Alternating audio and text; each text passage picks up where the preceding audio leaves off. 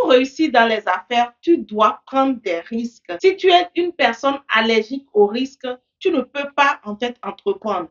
Par contre, il y a des risques qu'il faut éviter quand tu décides d'entreprendre. Dans cette vidéo, je vais te parler de 3 risques vraiment importants que tu dois éviter. Si tu es de la diaspora, tu as envie d'investir en Afrique, ces erreurs-là vont te coûter très, très, très cher quand tu dois te positionner.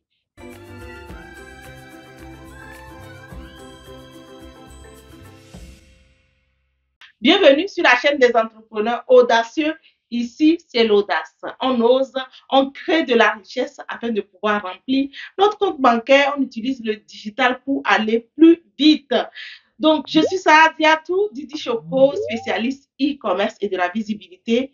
J'accompagne les futurs entrepreneurs e-commerçants à se positionner rapidement. Je les dirige vers les meilleurs fournisseurs et je les aide à être virales sur les réseaux sociaux. Mets-moi ta position dans les commentaires et partage-moi cette vidéo. N'oublie pas de t'abonner parce que YouTube est en train de nous dire que vous êtes très nombreux à me suivre et que vous ne vous abonnez pas. Abonnez-vous et partagez la vidéo autour de vous. J'ai fait une formation complètement gratuite, en fait, qui est dans la description de la vidéo où je te montre en fait comment tu fais pour pouvoir créer la richesse, oui, grâce au digital, dans le confort de ta maison, si tu es salarié, mère au foyer. Bref, comment tu fais pour pouvoir avoir une activité qui va te permettre aussi d'arrondir tes fins du mois. Je suis aussi auteur de ce magnifique livre, Oser rêver grand. Il n'est jamais trop tard pour recommencer. Un livre sur le développement personnel, un livre qui te parle de mon parcours, comment j'ai fait en fait pour pouvoir quitter le salariat et être devant toi aujourd'hui. Je t'invite vraiment à t'en procurer parce que ça va t'aider vraiment dans ton positionnement. J'ai reçu une dame ce matin, par exemple, qui a fini de lire le livre. Elle m'a envoyé un message. Elle m'a dit, waouh, j'ai l'impression que tu parles de moi et tu m'as boosté, tu m'as permis en fait de comprendre que je peux faire des choses extraordinaires. Moi qui pensais que à 40 ans, c'était fini. Non, il n'est jamais trop tard pour recommencer. Donc, le premier risque que tu vas éviter dans ton positionnement, c'est au niveau du recrutement. Oui, tu as déjà lancé des business qui n'ont pas fonctionné. Est-ce que tu te viens de demander pourquoi ça n'a pas fonctionné? La première erreur, c'est que quand tu as décidé de le faire, tu as recruté une personne qui est proche de toi. Tu as confié ton business à une personne de ta famille. Tu as confié un business à une personne qui, au départ, elle avait l'air très motivée, elle avait envie de travailler, mais sauf que dans la collaboration, la personne est devenue compliquée dans le sens où elle n'est plus enseignable. C'est-à-dire qu'elle n'est pas, en fait, elle ne veut pas suivre tes instructions. Quand on parle d'entreprise, il y a une personne qui donne une direction, un cap que tout le monde doit suivre. Même si c'est ton mari, mais c'est ta mère qui travaille dans ton entreprise, la personne est obligée de suivre ta vision. Donc, si tu recrutes une personne qui n'est pas enseignable, une personne qui veut te montrer qu'elle connaît plus que toi, la conséquence, c'est que ton entreprise va couler. Et ce qui se passe souvent aussi, c'est qu'avec des proches, c'est difficile. Si tu recrutes une personne qui n'est pas de ta famille, tu peux lui dire clairement ceci, mais parfois avec les proches, on a du mal. Moi, je dis, même si tu recrutes un proche, il faut être en mesure de dire à ce proche-là ce qu'il faut faire. Vous pouvez venir gérer votre vie de famille à la maison, mais quand on parle d'entreprise, c'est entreprise. Il faut que la personne soit en mesure de pouvoir accepter, respecter les fonctionnements de ton entreprise, quoi. Donc, si tu as une personne dans ton entreprise aujourd'hui qui n'est pas compétente par rapport à son poste, il faut revoir ça rapidement. Oui, il faut que tu mettes en place aussi un système de contrôle pour permettre à la personne de comprendre que une entreprise, c'est une entreprise, quoi. C'est pas la famille et que la personne doit comprendre comment ça fonctionne, qu'elle doit respecter le fonctionnement de l'entreprise pour pouvoir obtenir ce qu'elle veut. Donc, le premier risque que tu dois éviter quand tu décides de te lancer, c'est au niveau du recrutement.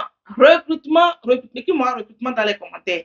C'est-à-dire que si tu veux lancer ton entreprise et que tu confies la gestion de ton entreprise à une personne qui n'est pas enseignable, une personne qui n'est pas compétente, une personne qui n'est pas, à qui tu ne peux pas donner des instructions pour qu'elle suive, c'est que ton entreprise a déjà échoué avant le commencement. Et c'est la majorité, c'est ce qu'on fait souvent. Ah oui, je vais lancer mon entreprise. J'ai un frère qui a eu son diplôme depuis des années, qui n'arrive pas en fait à trouver du travail. Je vais le placer. Est-ce que le frère est compétent? Est-ce que le frère c'est une personne qui peut en fait faire le travail pour que ton entreprise génère du cash. Parce que si ton entreprise ne génère pas d'argent, ben, tu risques de fermer. Et donc, tu ne fais pas du bien à la personne, en fait, en recrutant une personne qui n'a pas de compétences. Maintenant, tu peux avoir une personne qui a la volonté, qui n'a pas de compétences et qui veut, écoute bien, qui a envie d'apprendre. Oui, cette personne-là, tu peux la prendre. Maintenant, ce qui se passe souvent, c'est que quand les gens prennent la place, quand tu donnes la place aux gens, ils veulent prendre toute la place et que, voilà, toi-même, tu n'as plus de place. Et là, tu dois mettre en place un contrôle, un système qui oblige la personne à rendre compte. Donc, si ça lui convient, elle reste, ça ne lui convient pas, elle part. Donc, si tu ne fais pas ça, ce qui va se passer, c'est que l'erreur que tu vas commettre, c'est que ton entreprise va devenir un bien familial. Les gens vont passer leur vie, en fait, à voler. C'est-à-dire que c'est le gros problème. Là, je vais parler à un jeune, je vais parler à une personne. Je veux parler à une personne, en fait, qui est là, qui dit que oui, je n'arrive pas à m'en sortir dans la vie. Tout ce que je fais, ça ne marche pas. Il est où ton niveau d'honnêteté? Il est où ton niveau d'intégrité? C'est ce que je veux dire. Oui, tu te permets en fait de mettre la main dans l'argent qui ne t'appartient pas. Mais comment est-ce que tu peux prospérer? Comment est-ce que tu peux grandir? Tu sais, pour pouvoir réussir dans la vie, le secret de la vie, c'est l'honnêteté. Tu n'es pas honnête, tu ne peux pas aller loin. Donc, si toi qui regardes cette vidéo, une personne proche de toi t'a confié la gestion de son entreprise et que tu as passé ta vie à dilapider son argent, il faut comprendre que tu n'iras pas loin. Parce que il y a des lois en fait dans la nature que tu ne voudrais pas qu'on te fasse. Ne fais pas ça à une personne. Donc, il faut que tu revoies ton fonctionnement. Il faut que tu reprogrammes ton cerveau. Il faut que tu retravailles pour comprendre que le succès demande des efforts. Et pour pouvoir obtenir ce que tu veux, il faut que tu fasses bien quelque chose à une personne. Et la nature va te récompenser. Donc, voilà un peu, toi qui veux te lancer, par exemple, voilà le risque que tu ne dois pas éviter. Il faut pas, c'est-à-dire qu'il faut être non négociable, quoi. Il faut être très tranchant et ça fait mal, mais tu vas voir que les gens vont finir par te comprendre, les gens vont finir par accepter ton idée et ils vont comprendre là où tu vas. Parce que les personnes qui n'ont pas été rigoureuses et qui ont fait, quels résultats elles ont eu? Voilà. Donc, si toi, tu te lances comme ça, ça permet à tout le monde de pouvoir profiter. Ça permet à la personne aussi qui ne vole pas, qui gère bien, de pouvoir profiter et de faire vivre sa famille, ben, tant mieux. Donc, je t'invite vraiment à être très, très, très attentif ou attentive par rapport au recrutement. Voilà. Deuxième risque que tu ne dois pas prendre, c'est la vente à crédit. Oui, c'est le gros problème. C'est ça qui a fait couler ton entreprise. Oui, et dans toi, ton lancement, toi qui n'as pas encore commencé, tu dois comprendre que il ne sert absolument à rien de vendre. Peut-être dans ta tête, tu te dis que si je ne vends pas à crédit, je ne vais pas vendre. Mais je vais te poser une question. Quand toi, tu es allé acheter, par exemple, sur Alibaba, tu as acheté à crédit? Tu as acheté ton produit à crédit? Non. Est-ce que le fournisseur t'a vendu ça à crédit? Mais pourquoi toi, tu penses qu'il faut forcément vendre à crédit à quelqu'un? Oui, je sais qu'en Afrique, on va dire que oui, si tu ne vends pas à crédit, il ne faut pas vendre. C'est faux. Si tu te lances et que tu dis que moi, c'est une question de mindset, de mentalité. Et dans toi, ton lancement, toi qui n'as pas encore commencé, tu dois comprendre que il ne sert absolument à rien de vendre. Peut-être dans ta tête, tu te dis que si je ne vends pas à crédit, je ne vais pas vendre. Mais je vais te poser une question. Quand toi, tu es allé acheter, par exemple, sur Alibaba, tu as acheté à crédit? Tu as acheté ton produit à crédit? Non.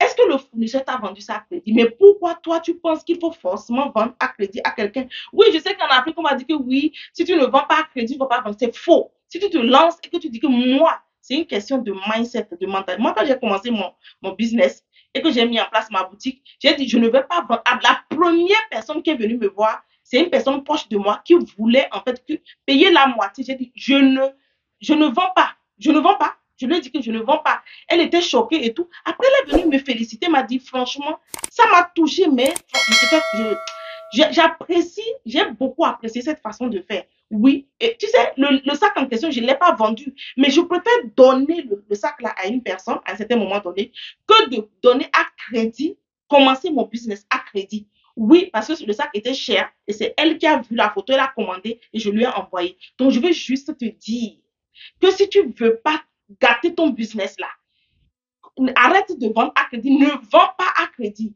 Et tu vas voir que ce qui se passe quand tu décides de ne pas vendre à crédit, La nature même t'envoie des personnes qui vont acheter cash. Moi, je dis tous mes business, c'est cash. Tu as l'argent, tu payes. Tu n'as pas l'argent, tu payes. Mais ça dit que il n'y a pas question de dire que toi, tu n'as pas et qu'il faut avoir pitié de toi parce que tu ne connais pas ma situation. Tu ne sais pas les engagements que j'ai. Donc, c'est comme ça que tu dois réfléchir si tu veux vraiment lancer ton business et avoir du succès. Mais quand tu rentres dans... Il faut laisser après d'émotions dans le business. Dans le business, il faut laisser émotion de côté et fonctionner de façon rigoureuse. C'est la seule façon pour toi de pouvoir prospérer. Le dernier risque que tu ne dois pas prendre en te lançant, c'est de te lancer dans un business que tu ne connais pas. Et là, je veux parler à des personnes qui viennent me voir. Je veux me lancer. Je veux aller chez Alibaba. Je veux me lancer. Je veux aller chez Alibaba. Mais dis donc, tu veux aller chez Alibaba. Est-ce que tu connais déjà le produit que tu vends? Est-ce que tu connais le marché? Est-ce que tu connais les concurrents?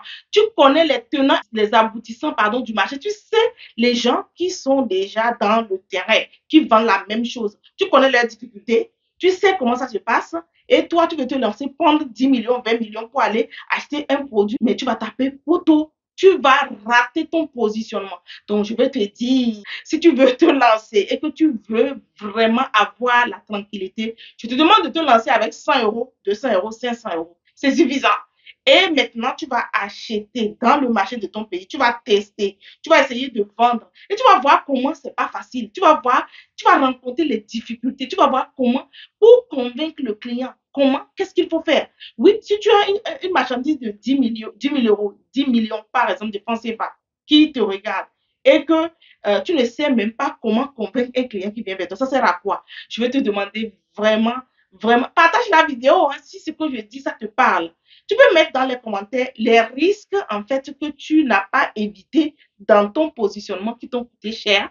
Oui, mets ça dans les commentaires. Je suis sûre que ça va aider une personne qui regarde cette vidéo. Et donc, voilà les 3 risques que tu dois éviter si tu décides de te lancer. Je t'invite vraiment, vraiment à regarder la vidéo. Partage la vidéo avec une connaissance qui t'a déjà dit que oui, j'ai commencé mon business n'a pas marché et tout.